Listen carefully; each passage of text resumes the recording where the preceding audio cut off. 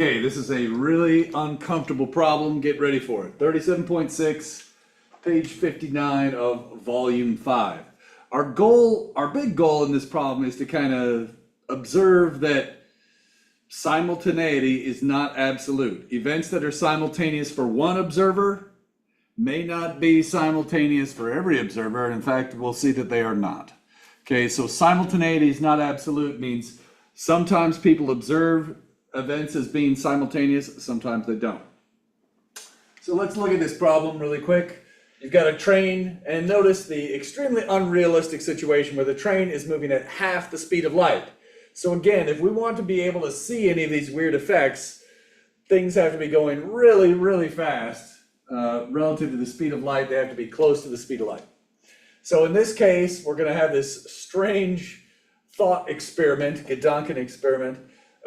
And all of these pictures are from Ada's perspective. Ada is an observer at rest. She's always at rest. And then the train is going to drive by her at speed 0.5 c, so half the speed of light. Now, at some instant, we'll say at time 0, so maybe I'll say at t equals 0. That's part of an event here. Is the time. We see lightning strikes 1 and lightning strikes 2, okay?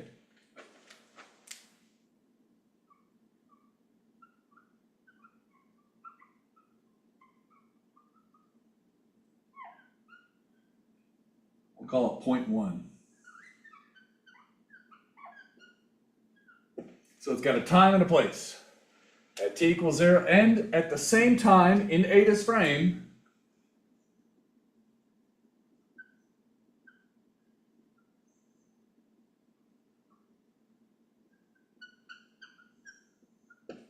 all right, and then what I've tried to show here, just to kind of simplify things, obviously this isn't centered quite right, but I want you to imagine light traveling out from point 1, and this blue line is supposed to represent the light wave going out from there. Obviously it would be centered and kind of spherical, and it's complicated here. But in this case, just pretend with me that you have this light wave and it takes this shape coming out of 1 and this light wave coming out of 2. Now, we know that these two waves should travel at speed c. All right, so now in this case, I want you to imagine, let's see, who will observe the longer train car, right? Will Ada think the train car is longer than Milo, or will Milo think the train car is longer than Ada? Pause the video if you want. That focus going in and out. That's okay. Okay, here we go. So who will measure the proper length? That's essentially what I'm asking. Milo is at rest relative to the train car. Milo records proper length.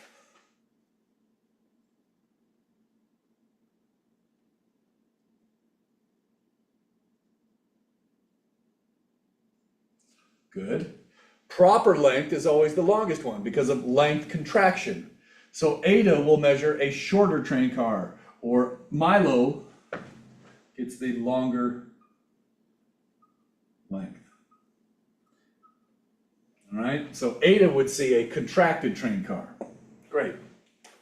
So from Milo's perspective, this car would actually seem a little bit longer. Okay, that's cool. And now let's try to imagine, let me go in order, make sure I'm doing what I want here.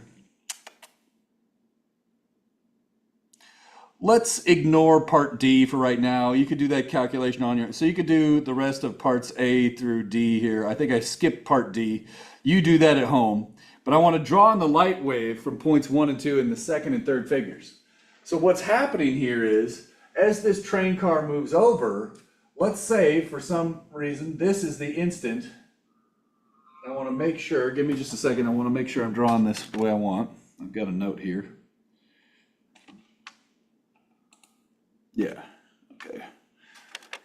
So in this case, I want to consider what's happening at this instant. So, right, we see that this light wave has moved over some distance. Well, this light wave is going to go this way, but it's not going to hit Milo yet. Let me check one more thing. Yeah, so this is just somewhere right here. trying to draw this approximately to scale. That's why I'm looking at my figures here. So what's happening here is, notice these light waves should be approaching eta at the same rate, right? And so we see that they're both approximately equidistant from eta, but because the train car has moved over, one of the light waves has already hit Milo in the face, all right? So now as we keep going, in this instant, eventually the light waves are reaching eta, and we see the two light waves hit eta at the same time. This seems reasonable from Ada's perspective, right? These 2 points, these people were exactly lined up on the midpoint of the car somehow magically.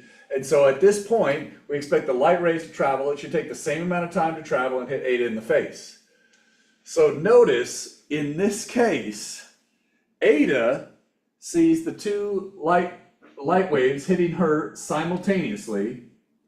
As a result, Ada believes the events happened simultaneously.